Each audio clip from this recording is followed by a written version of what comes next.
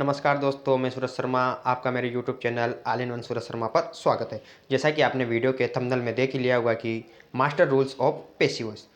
तो अगर आप मेरे चैनल पर नए हैं तो मेरे चैनल को सब्सक्राइब कर लीजिए, बेल आइकन को दबाना ना भूलें। तो चलिए स्टार्ट करते हैं दोस्तों, master rules of passive voice. जैसा कि आपने वीडियो के थंबनेल में देख ही लिया होगा, master rules of passive voice. तो देखिए, इस वीडियो को मैंने इतना शॉर्ट बनाया है आपके लिए कि आपको पैसिव वॉइस समझना आपके लिए बहुत आसान हो जाए और ये आपके लिए बहुत कारगर साबित होगा। इसलिए वीडियो छोटी बनेगी पर आपके लिए बहुत महत्वपूर्ण वीडियो है। इसमें हम मास्टर रूल्स की बात करेंगे, इन इंपॉर्टेंस रूल्स की बात करेंगे जिन पर पैसिव वॉइस आधारित होता है। ठीक है, तो रूल नंबर 1 देखिए, फॉर्मूला ऑफ पैसिव वॉइस। तो सबसे पहले तो पैसिव वॉइस करने के लिए हमें इसका फॉर्मूला समझना होगा।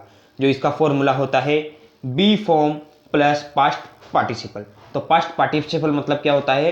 वर्ब, वर्ब की थर्ड फॉर्म। ठीक है, और बी फॉर्म मतलब जैसे प्रेजेंट में तो होती है is, am, are, is am are और हैज, हैव। ठीक है, हैज, हैव। और पास्ट में होती है वाज, वर। ठीक है, तो आप देखिए इसमें एग्जांपल्स देखिए इसके be form plus past participle के। इज ईटन, तो इज के साथ क्या आ रही है? वर्ब की third form. Was written, was written यानी वाज के साथ वर्ब की थर्ड फॉर्म। और हैज बीन बिल्ट यानी बिल्ट भी कौन सी है? वर्ब की थर्ड फॉर्म है। तो बी फॉर्म के साथ वर्ब की थर्ड फॉर्म आ रही है, तो ये इसका फॉर्मूला है। आगे चलते हैं, अब देखते हैं रूल नंबर 2 है ऑब्जेक्ट टू सब्जेक्ट।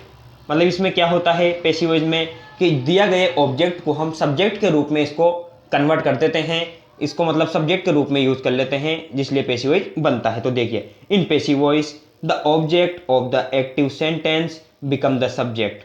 मतलब एक्टिव सेंटेंस का ऑब्जेक्ट पैसिव सेंटेंस में जाकर क्या बन जाता है? सब्जेक्ट बन जाता है। तो एग्जांपल देखिए इसके एक्टिव में, देखिए दे बिल्ट द ब्रिज। ठीक है, तो इसका पैसिव देखिए द ब्रिज वाज बिल्ट।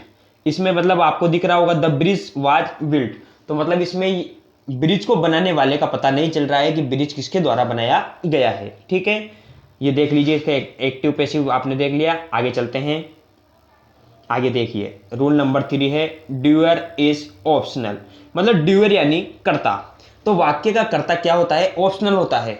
मतलब ये इतना महत्वपूर्ण नहीं होता है, काम इसके द्वारा नहीं किया जाता है और इसमें बाय प्लस एजेंट के द्वारा काम किया जाता है। ठीक है, तो देखिए जैसे मैंने आपको बताया use by plus doer only when necessary. By के साथ ड्यूअर को लिखना है, लेकिन वो भी जब आवश्यक हो, बिना आवश्यकता के इसका उपयोग नहीं करना है। एग्जाम्पल्स देख लीजिए इसके, द थीफ वाज कोट। तो देखिए इसकी Hindi, the thief was caught, चोर को पकड़ लिया गया। तो क्या आपको इस वाक्य में दिख रहा है कि चोर को किसके द्वारा पकड़ा गया? पर आप दिमाग लगा सकते हो कि चोर को पुलिस द्वारा पकड़ा गया, तो अपन लिख सकते हैं the thief was caught by police. पर बाय नेसेसरी यहां पर नहीं है, इसलिए पुलिस बाय के साथ नहीं लिखेंगे। और एग्जाम्पल नंबर दूसरा देखिए, the painting was made by Picasso. तो अब आ गया ना यहाँ पे द पेंटिंग वाज मेड, तो चित्र को या पेंट तस्वीर को बनाया गया किसके द्वारा? बाय पिकासो के द्वारा। तो बाय प्लस ड्यूअर। ठीक है, समझ गए आप इसको? अब आगे चलते हैं, आगे देखिए rule number 4 only transitive verbs form passive. तो पैसिव वॉइस का सबसे बड़ा नियम यह है कि वर्ब ट्रांजिटिव यानी सकर्मक क्रिया होनी चाहिए, कर्म के साथ आनी चाहिए, उसके साथ कर्म होना चाहिए। देख लीजिए ओनली वर्ब्स विद ऑब्जेक्ट, जो वर्ब अपने साथ ऑब्जेक्ट को लेंगी वो उनका ही पैसिव वॉइस बना सकता है, can be changed into passive. ठीक है, जैसा कि इस लाइन में लिखा हुआ है, मैंने आपको बता दिया है। इसमें देखिए तो वर्ब्स देखिए पॉसिबल, मतलब कौन कौन सी वर्ब के साथ अपन बना सकते हैं? राइट है, रिपेयर है, टीच है। ठीक है, और नॉट पॉसिबल। और जी ये वर्ब है जैसे स्लिप हुई, अराइव हुई, डाई हुई, इनके साथ हम पैसिव वॉइस नहीं बना सकते क्योंकि ये इंट्रांजिटिव वर्ब्स हैं। ठीक है दोस्तों, आगे चलते हैं रूल नंबर 5 की ओर, only be change verb 3 does not. मतलब इसमें क्या करना है आपको? देखिए 5 रूल में केवल be form is am are, was were, has, have, इनको ही क्या will have, will be, shall be, इनको ही अपन को चेंज करना है। और वर्ब की थर्ड फॉर्म एक्टिव में भी वैसी रहेगी और पैसिव में भी वैसी रहेगी, वो वर्ब की थर्ड फॉर्म में ही रहेगी। तो देखिए एक्टिव में देखिए पैसिव टेंस चेंजेस, तो पैसिव में टेंस को चेंज करना है एक्टिव में। देखिए जैसे राइट होगी, जैसे वहां पर वर्ब होगी राइट, तो उसको क्या करना है अपन को, इज रिटर्न करना है। रोट होगी वर्ब की सेकंड फॉर्म, उसको करना है वाज रिटर्न। और विल राइट फ्यूचर टेंस होगा तो उसको अपन को क्या करना है, विल बी रिटर्न। ठीक है दोस्तों, ऐसे करके मतलब फर्स्ट फॉर्म हो, सेकंड फॉर्म हो या थर्ड फॉर्म हो, अपन को पैसिव वॉइस करते समय उसको थर्ड फॉर्म में ही यूज करना है। आगे चलते हैं, रूल नंबर अपन 6 को देखते हैं। When to use passive voice, जब हम पैसिव वॉइस को यूज करते हैं तो अपन को क्या ध्यान रखना है, देख लीजिए। यूज पैसिव व्हेन, ठीक है।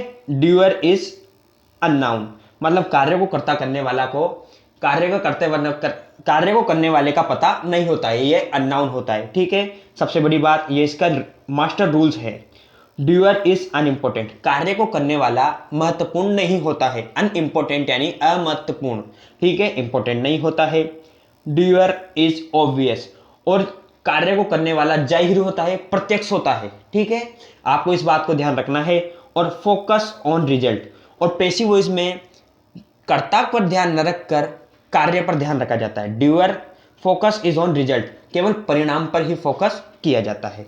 आगे चलते हैं, देखिए rule number 7, avoid unnecessary by plus doer, मतलब बाय के साथ इसमें ड्यूअर को लिखा जाता है, एजेंट को लिखा जाता है, पर जहां पर इसकी आवश्यकता नहीं होगी हम इसको अवॉइड करेंगे। ठीक है, अवॉइड देखिए, जैसे कि by plus me, by plus him, by plus them, unnecessary unless important है। ठीक है, ये इंपॉर्टेंट नहीं है तो इनको अपन के बाय के साथ इनका यूज सेंटेंस में पैसिव बनाते समय इसका उपयोग नहीं करना है। एग्जाम्पल देख लीजिए, होमवर्क वाज कंप्लीटेड, अब मैं यहाँ भी कर सकता हूँ by me, by him, by them, पर यहाँ पर बाय के साथ देखिए मी की कोई ये कोष्टक में लिखा हुआ है, कोई ज़रूरत नहीं है, इसलिए हम इसको उपयोग नहीं करेंगे।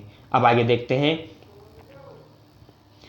Memory trick. अब इसको मतलब पैसिव वॉइस को याद रखने के लिए, दिमाग में फिट करने के लिए एक मेमोरी ट्रिक है, OSS रूल है।